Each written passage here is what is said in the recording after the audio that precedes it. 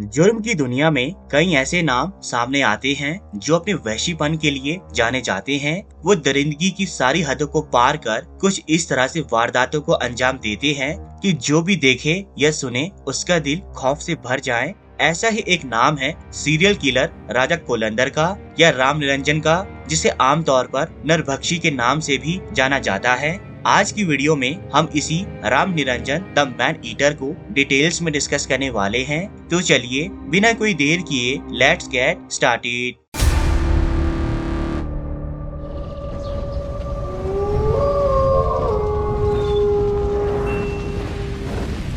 राम निरंजन इन दिनों सुर्खियों में इसलिए हैं क्योंकि उसकी करतूतों को उजागर करती एक डॉक्यूमेंट्री हाल ही में नेटफ्लिक्स पर स्ट्रीम हो रही है, जिसका नाम है Indian predator the diary of a serial killer. ये सीरीज एक रियल स्टोरी पर बेस्ड है, जिसका मेन कैरेक्टर है राम निरंजन। राम निरंजन एक इंडियन सीरियल किलर और नरभक्षी हैं, जो नैनी के सेंट्रल ऑर्डिनेंस डिपोट में एज अ ड्राइवर काम करता था। वो कोल कम्युनिटी को बिलोंग करता था, जिसका जन्म 1962 में इलाहाबाद उत्तर प्रदेश में हुआ था। राम निरंजन की कहानी शुरू होती है इलाहाबाद के लोकल न्यूज़पेपर आज के चीफ रिपोर्टर धीरेन्द्र सिंह के गुम हो जाने से, जो कि 14 दिसंबर 2000 को अचानक गुम हो गए और फिर कभी वापस नहीं लौटे। उनके परिवार को लगा कि वो किसी जरूरी काम से बाहर गए हुए हैं और एक दिन में लौट जाएंगे, पर जब 2 दिन के बाद भी उनका कोई ठिकाना ना मिला तो 16 दिसंबर को उनके परिवार ने अपने गांव की पुलिस स्टेशन बैरी में उनकी मिसिंग कंप्लेंट फाइल करवा दी। एक पत्रकार होने के कारण धीरेन्द्र जी गांव में सभी लोगों को जानते थे और सभी से परिचित थे, इसलिए उनके गुम होने की खबर आग की तरह पूरे गांव में फैल गई। लोगों का इतना दबाव देखते हुए पुलिस भी अलर्ट हो गई और उन्होंने अपनी जांच शुरू कर दी, जिसके दौरान उन्हें ये पता चला कि पिछले 2-3 सालों में गांव और उसके आसपास के क्षेत्रों से 12-13 पुरुष गायब थे, जो कि लो क्लास फैमिली को बिलोंग करते थे। इसलिए उनके बारे में ज्यादा छानबीन नहीं की गई, पर इतने कम समय में इतने सारे मर्दों का गायब होना पुलिस को भी अजीब लगा। इसलिए उन्होंने अपनी जांच को आगे बढ़ाया ताकि वो इन मिसिंग मेल्स के केस में कोई कॉमन पैटर्न ढूंढ सके।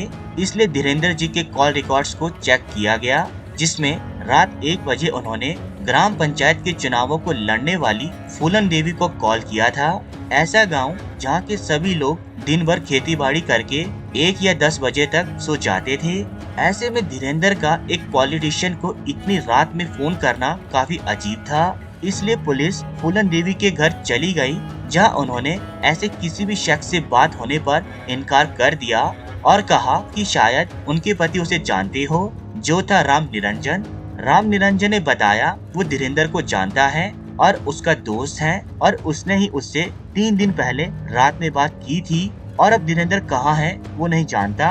पर सिर्फ एक दोस्ती के आधार पर पुलिस राम निरंजन को अरेस्ट नहीं कर सकती थी, इसलिए उन्होंने उस पर नजर रखनी शुरू कर दी। अपनी जांच को आगे बढ़ाने के लिए पुलिस ने 12-13 मिसिंग मेल्स की फाइल्स को ठीक से ओपन किया, जिसमें पहला मिसिंग मेल था कालीचरण श्रीवास्तव, जो कि गार्ड की नौकरी करते थे।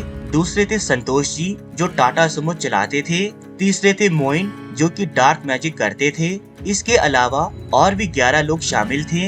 इन मिसिंग पीपल के बीच सिर्फ एक चीज कॉमन थी, और वो था इन सभी का राम निरंजन का दोस्त होना। अब पुलिस का शक और गहराने लगा, इसलिए उन्होंने राम निरंजन की गहराई से जांच करनी शुरू कर दी, जिससे उन्हें ये पता चला कि वो मध्यम वर्गीय परिवार से संबंध रखता है। उसका व्यवहार भी काफी अजीब था। उसे पावर की भूख थी, जिसने अपनी पत्नी का नाम गोमती देवी से बदलकर फूलन देवी रख दिया, क्योंकि फूलन देवी का नाम पावर, जस्टिस और पॉजिटिव इमोशन को दिखाता था।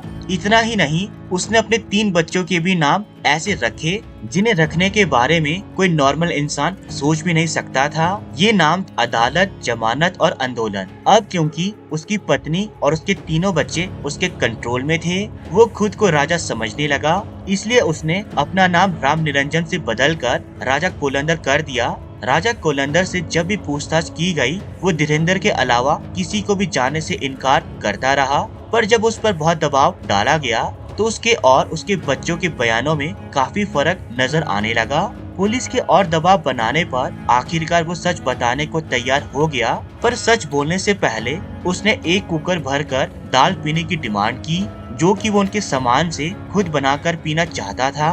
पुलिस को उसकी ये डिमांड बहुत अजीब लगी, पर सच जानने के लिए वो ऐसा करने के लिए भी तैयार हो गए। दाल पीने के बाद राजा पुलिस को अपने साथ नैनी के एक फार्म हाउस पर ले गया, जहां उसने फार्म हाउस को राजा कोलंदर की अदालत बताया, जो कि उसके हिसाब से सबसे इंटेलिजेंट पर्सन था, जो हर इंसाफ के साथ और भी ज्यादा स्मार्ट और भी ज्यादा इंटेलिजेंट हो जाता है। पुलिस को राम निरंजन की बातें काफी अजीब लगने लगी। उन्हें लगा कि वो उन्हें सिर्फ गुमराह कर रहा है, इसलिए वो वहाँ से जाने लगे। पर ठीक उसी समय राजा ने पास ही पड़े एक कट्टे में हाथ डालकर उसमें से एक खोपड़ी को निकाला, जो कि कालीचरण श्रीवास्तव की थी।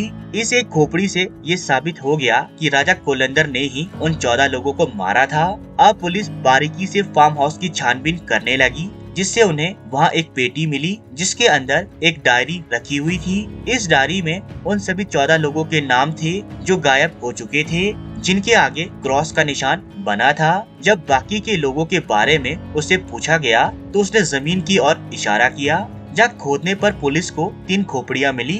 तहकीकात में उसने बताया कि वो पहले इंसान का गला काटता था, फिर उसका लिंग काटता और फिर शरीर को ऐसे ही न पहचाने की स्थिति में छोड़ देता था। राजा से जब ये पूछा गया कि वो खोपड़ी को संभाल कर क्यों रखता था, तो उसने बताया कि ज्ञान सबसे बड़ा धन है और उसे ज्ञान चाहिए। वो अपने से ज्यादा चालाक और बुद्धिमान इंसान को नहीं झेल सकता था, इसलिए उसे जो भी अपने से ज्यादा बुद्धिमान और चतुर लगता था वो उसे मौत के घाट उतार देता था। उनकी बुद्धि को हासिल करने के लिए वो मरे हुए लोगों के दिमाग को निकालकर कुकर में पकाकर उसका सूप पीता था, जिससे उसे लगता था कि वो सबसे ज्यादा बुद्धिमान हो गया है। ऐसा उसने लगभग सभी लोगों के साथ किया। फाइनली जब धीरेंद्र की डेथ के बारे में उसे पूछा गया तो उसने बताया कि धीरेंद्र को उसकी करतूतों के बारे में सब कुछ पता लग गया था और वो इस खबर को अपनी अखबार में छापने वाला था। इसलिए राम निरंजन ने उसे रात को अपने फार्म हाउस पर बुलाया और उसके साले ने धीरेंद्र को सिर पर गोली मारकर मौत की नींद सुला दिया। पुलिस ने जब राजा से धीरेंद्र की बॉडी के बारे में पूछा तो उसने बताया कि उसने उसके शरीर के बहुत से टुकड़े करके उन्हें फार्म हाउस से दूर फेंक दिया और उसके सिर को प्लास्टिक के लिफाफे में बंद करके पानी की एक झील में फेंक दिया। सारे सबूतों के मिलने के बाद साल 2001 में उसके खिलाफ चार्जशीट तैयार की गई और राजा और उसके साले को 11 साल की उम्र कैद की सजा सुनाई गई। इस पूरी स्टोरी को जानने के बाद मुझे तो यही समझ आया है कि राजा कोलंदर कोई और नहीं, राम निरंजन का ब्रेन चाइल्ड था, जिसे सिर्फ पैसों और पावर की भूख थी, जिसे वो हर हालत में हासिल करना चाहता था, फिर चाहे उसके लिए उसे किसी भी हद तक क्यों न जाना पड़ता। अभी के लिए इस वीडियो में इतना ही, मिलते हैं अपनी नेक्स्ट वीडियो पर। And please please please subscribe my channel ताकि हम एक वंडरफुल कम्युनिटी डेवलप कर सके। तब तक के लिए गुड बाय, मिलते हैं अपने नेक्स्ट वीडियो में।